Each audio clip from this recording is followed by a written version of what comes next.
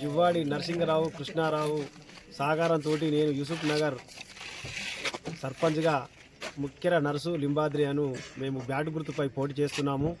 మరియు మేము చేసే అభివృద్ధి పనులు ఏంటంటే గత ప్రభుత్వంలో ఎలాంటి అభివృద్ధి జరగలేదు. మాకు మెయిన్ ప్రాబ్లం ఏంటంటే డాంబర్ రోడ్డు ఉంటుండే, శిథిల వ్యవస్థలు ఉండే.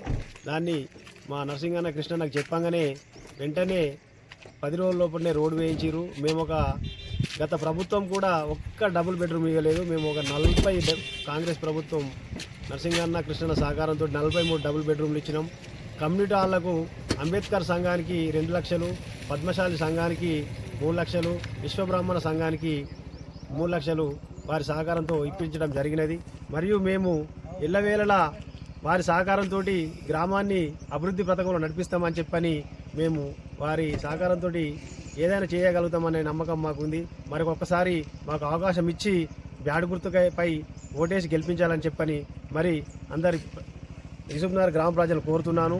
మరి ఏంటంటే వారు గతంలో వాళ్ళు 30 సంవత్సరాలు చేసిర్రు, ఏం కూడా అభివృద్ధి జరగలేదు. మరి మాజీ మంత్రివర్యులు రత్నాకర్ హయాంలోనే 2,50,00,000 బిడ్జ్ అయింది. మాకు హై స్కూల్ 30 లక్షలతోటి హై స్కూల్ నిర్మించడం జరిగినది. మరియు అంగన్వాడీ స్కూలు, శివాలయం, ఎల్లమ్మ రేణుక ఎల్లమ్మ దేవాలయం పణసు రత్నాకర్ రావు గారి హయాంలో జరిగింది. వారి కుమారులైన నరసింగరావు కృష్ణారావు మరి ఈ నియోజకవర్గాన్ని అభివృద్ధి చేసుకుంటూ వాళ్ళు ఓడిపోయినప్పటికి కూడా ప్రజలలో ఉండి మమ్మలను కార్యకర్తలను వాళ్ళ సొంత సోదరులుగా చూసుకుంటూ వాళ్ళని ముందుకు నడిపిస్తున్నారు.